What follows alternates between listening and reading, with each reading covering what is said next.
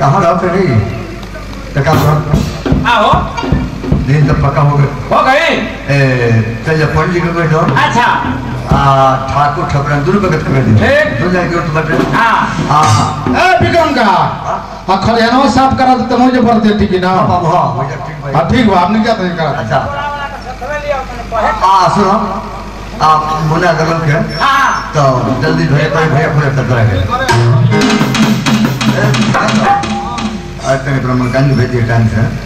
मलिकाइन के हाँ भैया अरे तू तो तू बराती में है कुछ मेरे मुन्ना का काम देखिए बाराती में यो। अच्छा हाँ जो तिलकोरा लोग बाराती में बारात करे जीवो का बारात कर दो कहाँ होला तो कौन लेकर सब कुछ कर दी। हाँ अच्छा तो कौन काम आकाश हो गए हमरे बिना अकाजल का शादी का दिन पक्का हो गया। अकाजल शादी के दिन पक्का हो गई। हाँ हाँ तो मई या जून में पक्का हो गई हुई ये मेरा कौन चिंता कर लेके काम बा मई जून के लिखे था तो 30 तारीख के दिन बड़ा 30 के बारात आई या पहली के विदाई का तू चिंता का कर कुछ खोजे के बा जो चिंता कर बड़ा 30 तारीख के तू बारात मंगाता रहो तो पता तू कहां करो। अरे भैया तू 30 के बारात मंगाता रहा 28 तारीख को हम घर छोड़ दे। ठीक है भैया जो मान पढ़ले नहीं होकर का लेटर आइल बा भैया 30 तारीख से तो हमार ट्रेनिंग हुई।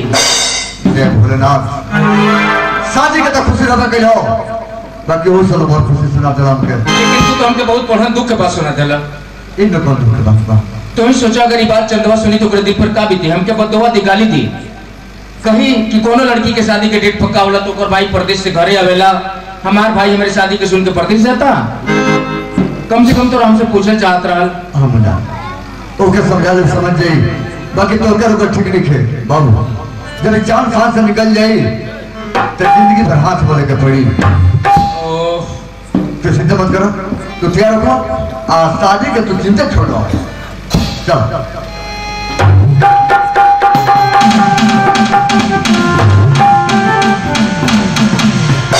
भैया तो कहते हुआ कि चंद्र सुंदर दीपक काफी थी भैया सही बात का हर भाई सोच ले कि बड़ी बरात होता थी बड़ी बरात में चले चाहिए अब तो बड़ी बरात छोड़ जाते बाद भैया बच्चों में माई मर गई बाबूजी मर गए आज भी नहीं जानी कि माई और बाबूजी मर गए माई बाबूजी का प्यार चलो दोनों भी आई चले भैया अरे कदम चेहरे पर नहीं रहे।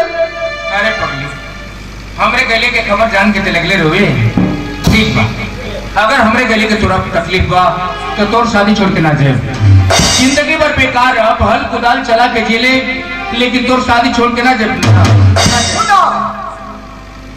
चंदा उन्हें तो मजबूर मत कर जाएगी अगर मुराद लिख जा तो बाबूजी के सपना अधूरे रह गई। एक भाई नहीं जाता एक भाई तो लगवा ना भैया जब बाबूजी का सपना पूरा करके बैठी हम मुन्ना भैया खड़ा रोका मुन्ना भैया जा लेके जाइया तक टेलीफोन करिया एक पत्र जरूर है भैया। हाँ चंदा फोन जरूर करो ठीक है भैया तू तो जाता बा लेकिन ये बतावा अपने चंदा के तू का लेके बा।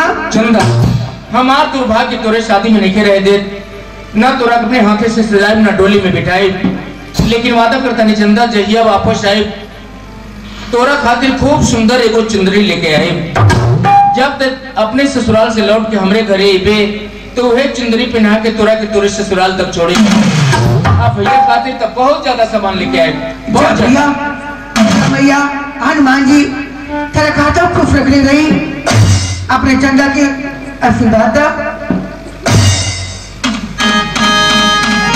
चंदा ऊपर वाला तोरे जीवन के बगिया में हमेशा बाहर रखिए भैया हम तो जाते हैं लेकिन अपने दरवाजा पर आवे वाला मेहमान लोगन की सेवा में समर्पित हो जाइए 2-4 कट्ठा बचल बा भले बिक जा लेकिन अपने दरवाजा पर अपने कुल की बेइज्जती ना हो भैया। मना इनकी चिंता तो मत करो आप ख्याल रखिए आप पहुंचने के बाद तुरंत फोन करिए। जरूर फोन करब चलो हमरा 2-4 जने दोस्त लोगन से मिले करिए हमारे साथ